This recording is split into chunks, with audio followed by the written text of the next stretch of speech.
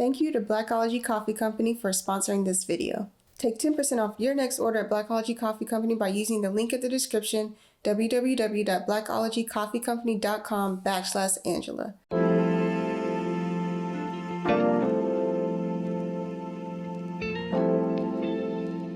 Everybody, my name is Angela, and today I'm joined by LaToya Jones, all the way from Morgantown, West Virginia.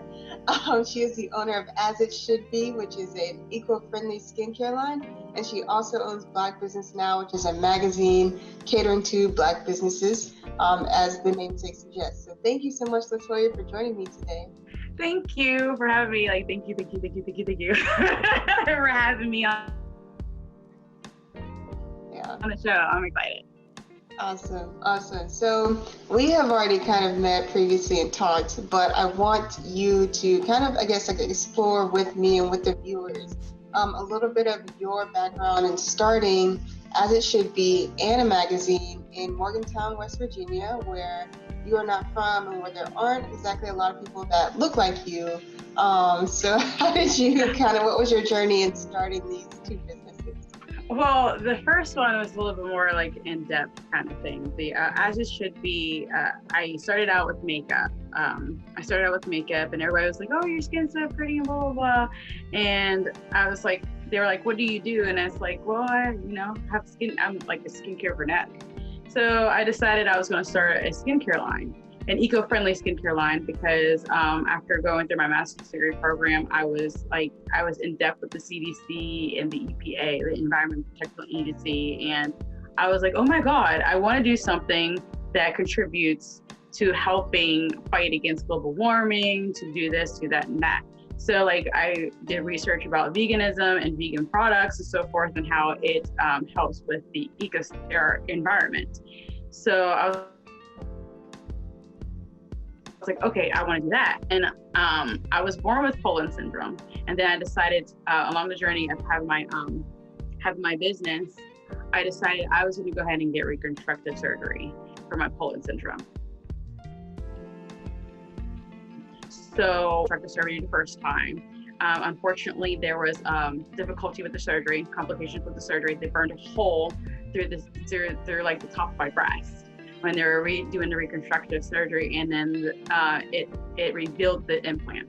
So since it revealed the implant, they had to remove it. I know it's probably TMI, but I have to sell this part to understand why I'm so devastated. I'm right side affected, and that means they had to take the right side out. And I was I cried when I woke up, because they said there's a chance that it might be removed. We can't replace it right away, just in case you might have an infection. And then I was going through that. I was absolutely devastated. So as I was healing from the third surgery, and I was actually getting excited again about being normal, I said to myself, you know what? I need to actually start working on true self-confidence. I wonder what other women go through when they go through cancer or Poland syndrome or stuff like that, what they go through, because this was just a little taste. And it came to me through meditation. I'm sitting there, because you can't do anything else but heal. When you go through those many surgeries back to back, you can't do anything but sit there and heal. And it came to me like the earth goddess line. And it's a spiritual thing for me. Anyways, so it's everything that's handcrafted, it's natural. There's the shea butter, is African shea butter, on raw, unrefined African shea butter. Anybody can use it. Doesn't matter if you're Black, Puerto Rican, white, Hispanic, it doesn't matter. Anybody can use the goddess butter, but it's to be able to encourage true confidence. We are really hard on ourselves. We don't treat ourselves kindly. We do not treat our bodies kindly. And if something goes wrong with our bodies, i.e., it doesn't look the way that we want it to look, we're very hard on ourselves. We don't think that we're attractive. So that's where it came from. That stemmed from the Poland syndrome, and to actually get inspire true confidence within women. As for the Black Business Now magazine, that was inspired through the whole marching movement and everything else. I am so for marching and protesting. I'm so for that. However, I still believe it's like the Martin Luther King days, Malcolm X days. That's great. Thank you. Appreciate it. But now it's our turn to take the torch and get away from the marching and actually start putting back into our communities to actually acknowledge, hey, there are Black businesses out here. You can support Black businesses. Black businesses need to support each other, and that's what I kind of like fell into the Black magazine, the Black Business Now magazine in West Virginia, because there's a lot of people, both Black and white, in West Virginia that did not know that these businesses were Black owned or even existed. So it's hard for everybody. It's hard for businesses, period. When you're a Black business, a little bit of extra weight on your shoulder to prove yourself.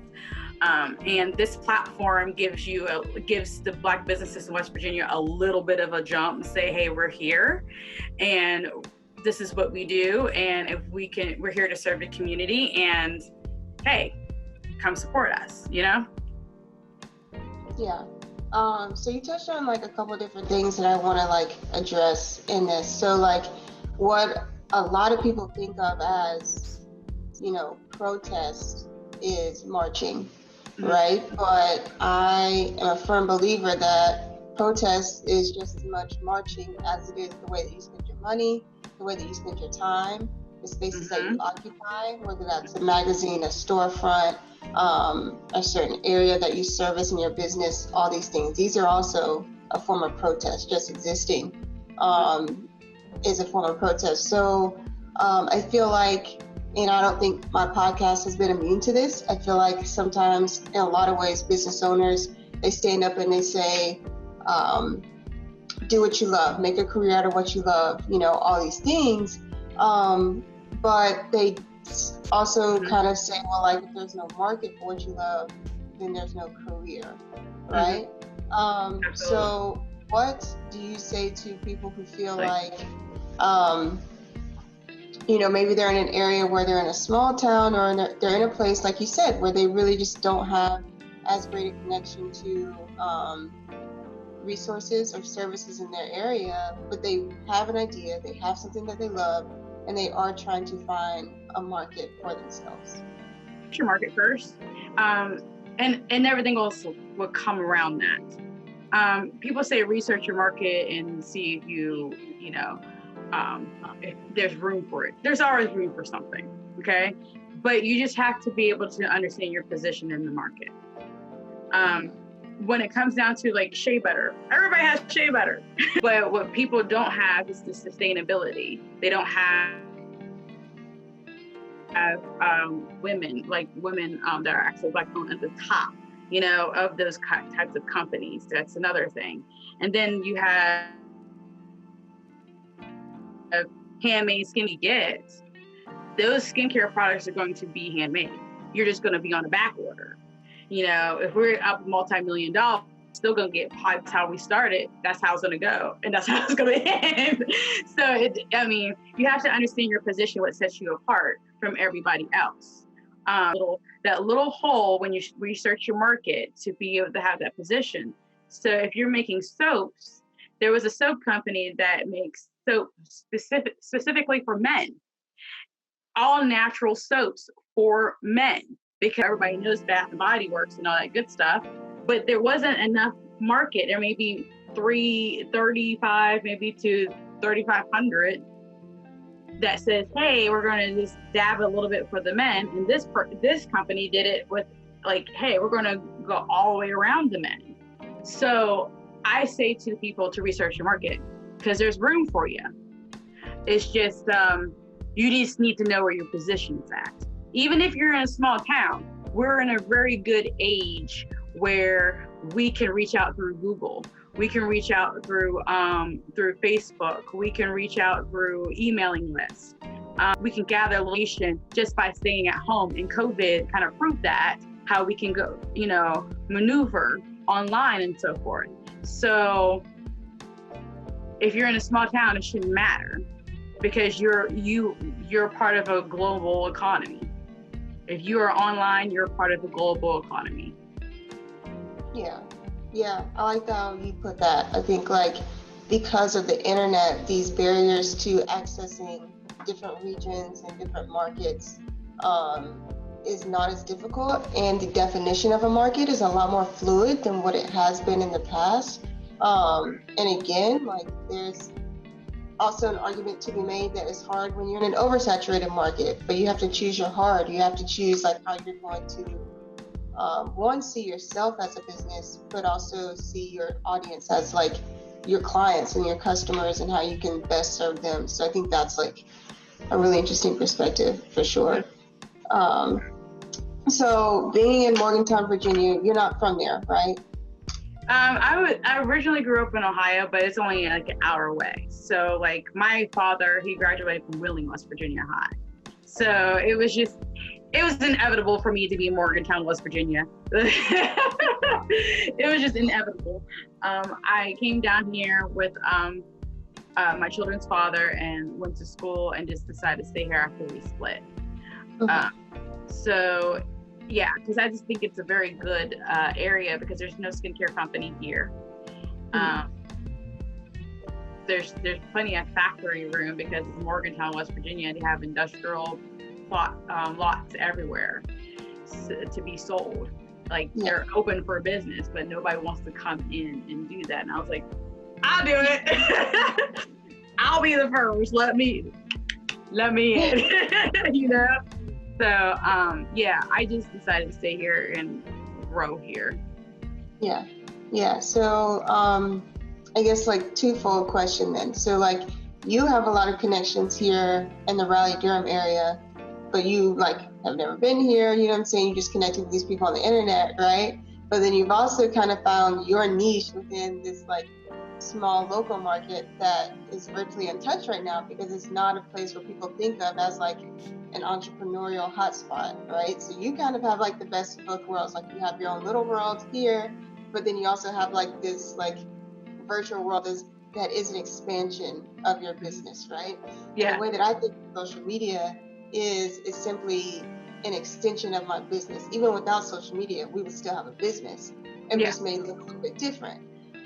So like what would be your advice or like what has been your experience in looking at social media from that perspective? Like this is an extension of who I am, but it's also a way for me to get business, make new connections, and just almost virtually recreate myself anywhere that I want, right? That's always look at it as an extension, not the end all be all. It's very important to be able to reach out through and be able to meet people through social media because it's exactly what it says, social media. However, I'll tell you that I told you that to tell you this. Just the other day, Facebook locked down my business account. Because of whatever political things that were going on, they locked down many people's business accounts where they can't run ads. Unless you're a bigger business account, of course they're going to allow you to run ads because you're giving them more money. So there's that. However, they locked down my business account. So you have to look at that as an extension, yes, of your business. However, you have to also remember that you don't own social media. You don't own Facebook, you don't own IG, you don't own Twitter or anything else like that.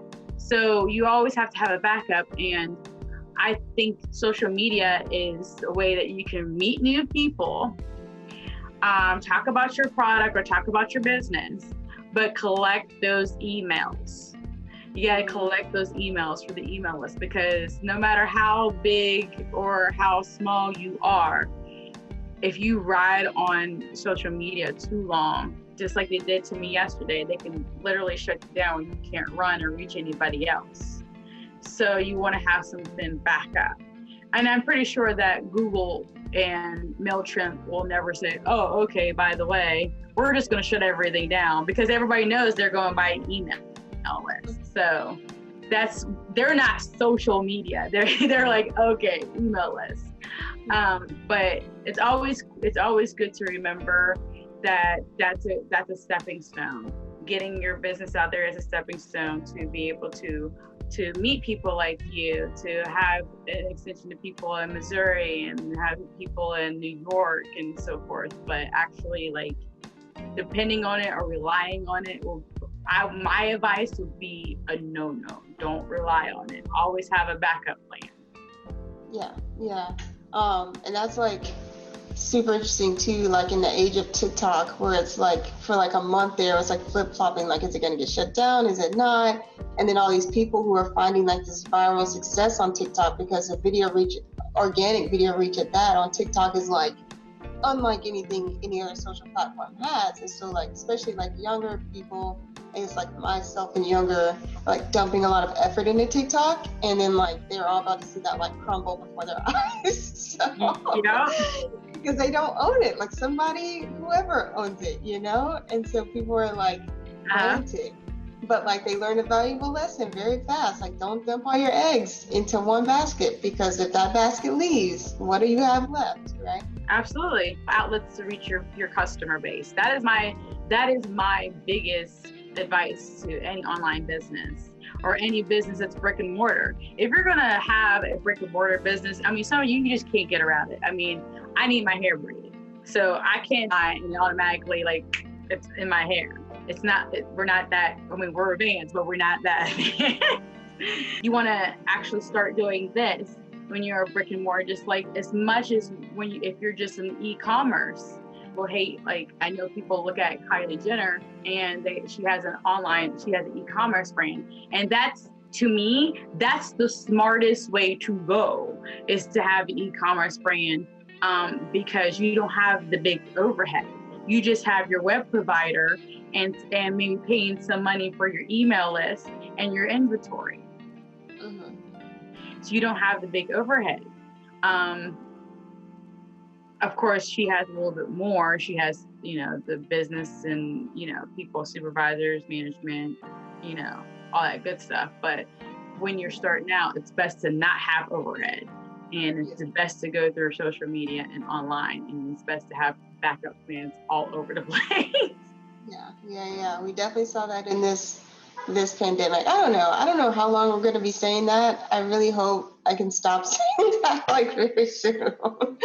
Because it's like, I think it was just like a make or break time for so many people to like really explore like how well the systems they have in place were going to work, if they had any systems at all, and just how well they've been communicating with customers and clients, if they have been communicating well at all.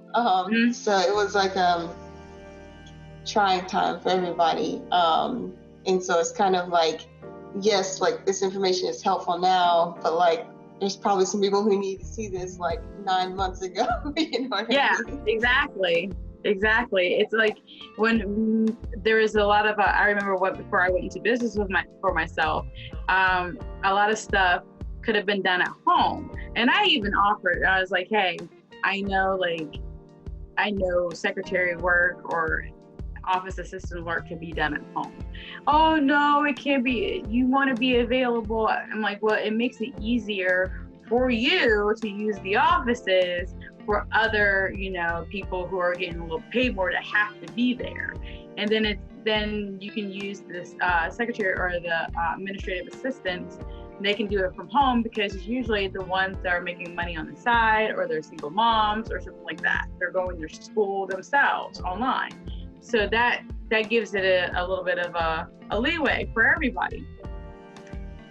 So now pandemic hit, I'm noticing that a lot of people are putting up for virtual.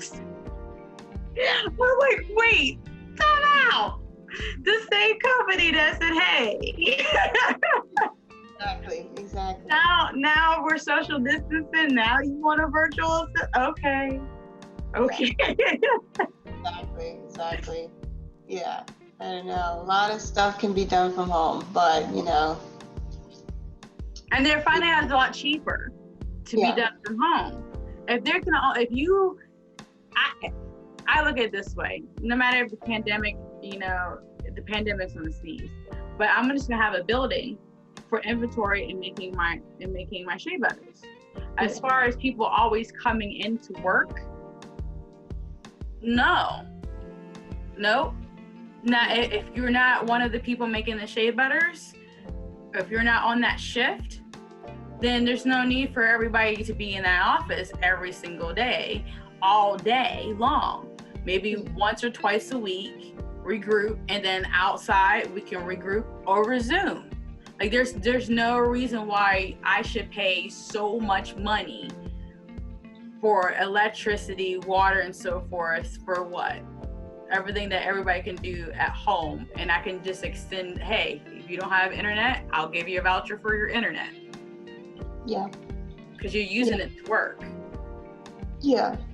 I look at commercial space about how I look at weddings sometimes. Like, you tell them you want to use it for, a business, the price is going to be higher. You tell them you need internet for your house, watch the price drop. You know what I mean? Like, yes, that is so true. Because one of my girlfriends, she said, when I was planning for my wedding, she said, she goes, I said I needed chairs for a wedding. And they said the price was $400 for these many chairs. Yeah. She said, my mom called back and said, hello, I just need this many chairs for an event. And it was half price. Yeah. I was like, what? Exactly. Yeah. Wow. Yeah. They I think they up it when they find out what you need it for. Yeah. I mean, I'm not going to talk crap about my fellow wedding vendors. I'm just saying, like, yeah. Like, we know the we know the deal. We know the deal. Yeah. When you start, I don't want to discourage people, but just make sure that you are ready for the ups and downs, for the like, you're going to cry out of frustration.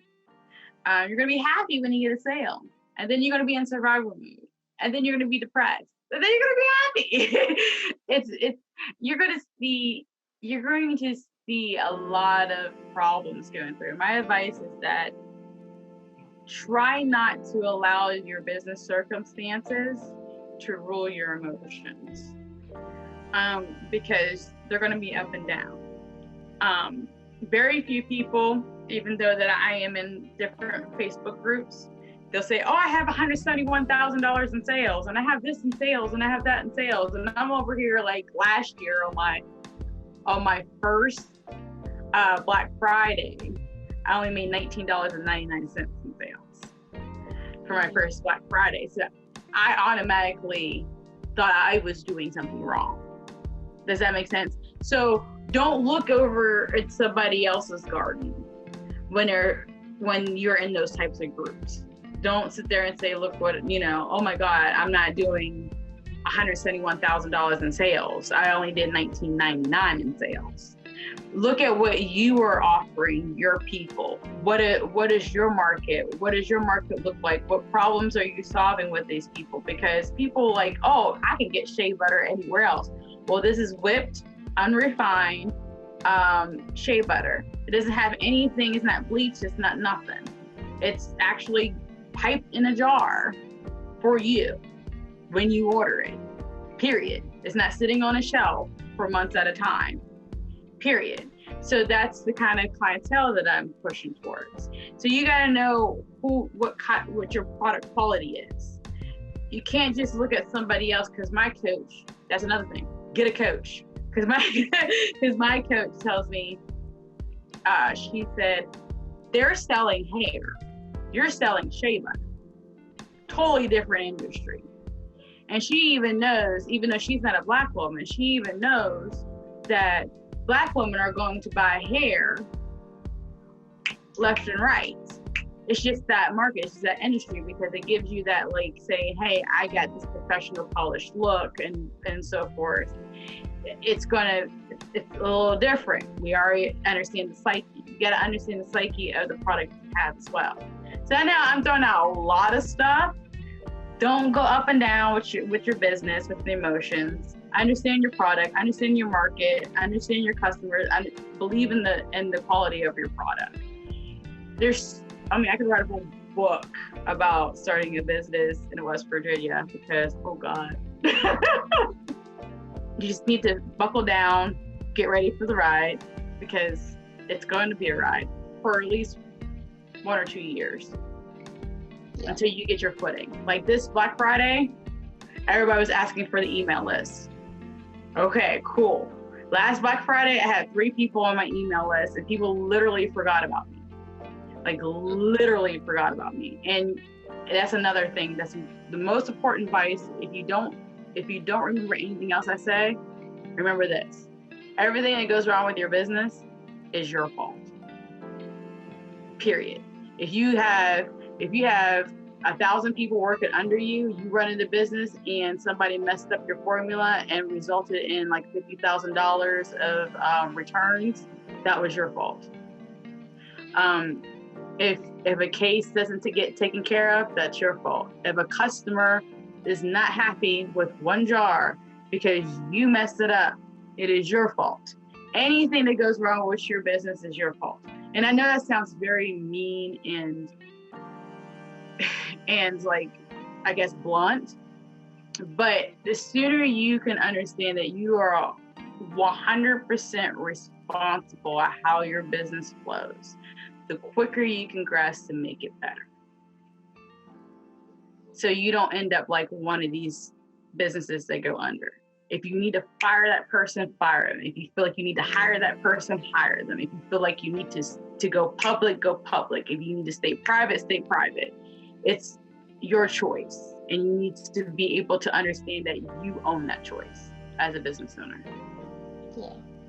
Yeah, that's like really good advice. I think there's like, and again, my podcast has definitely not been immune to this. I feel like a lot of times we talk about the positive things in business. We talk about the fun part. We talk about the growing and the scaling. We talk about hiring. We don't talk about firing. We don't talk about, really taking responsibility and accountability for everything that happens, like, the hard parts. And I would love to dive into the hard parts more. But again, like, they're not fun. They're not fluffy. Nobody wants to hear that. Nobody wants to, like, think about that per se. But we need to. I mean, it's the reality, because if you're unable to answer the hard questions and make the hard decisions, you're not going to last long. You're going to continue to have those extreme highs and those extreme lows that you were talking about earlier. If you can't figure out how to weather the storm and really accept, understand, and work through your responsibilities as a business owner, because it's very different from being an employee for a company. So. Yeah, and understand maybe you're not meant, like people were telling me, well, maybe you're not meant being a business owner. And I'm thinking to myself, why? Because I didn't blow up overnight. And you also have to understand, like, maybe you don't have the mindset of being a business owner. Maybe you have the mindset of an entrepreneur. You start the business and then you can sell it. Yeah. Like that's that. I know that I have the entrepreneur mindset and the business owner mindset, because I'm going to be really frank, because I don't like people telling me what to do. I don't like people messing up my ish. So that's me. So I know that I can run it, and I also am a people person. I know I can run it. I know what it looks like, and I'm gonna hire people to take all of the stuff off my shoulders. Yes, but it's also important to know that if you're an employee, that's fine. Be an employee. You did your entrepreneurship. You made your $2 million because you had a really great idea and you sold it. Fine. Use that $2 million. Work around somebody else's business for a little bit, and until you get another idea, use it to invest into that other idea and sell it off. There's so many people that enjoy their life being an employee and to be just an entrepreneur, because they understand they can't be an entrepreneur and run a company. It's a lot. And if you don't enjoy that, if you don't know the ins and outs and how that works, you're going to falter, you're going to fail. And it's going to be like a really bad fail. It's going to be like a train wreck with an airplane crash in the middle of a freaking desert. It's going to be done. Oh my God. So sad. Oh God. Oh man. Well, thank you so much for being here with me today. I super appreciate you diving into some harder topics. Yes. Because I haven't had the pleasure of doing that yet on this show. But I'm glad we at least touched on them a little bit, so people can have a well-rounded perspective of being an entrepreneur. Business owner, yeah. Just don't let the plane crash and the train crash happen at the same time. Keep them separate. Okay. Thank you so much for joining me all the way from Morgantown, West Virginia. I'll definitely link your business social media here on the show. Yes, thank you. Yeah, you guys buy some as it should be skincare products for sure. Yes, thank you.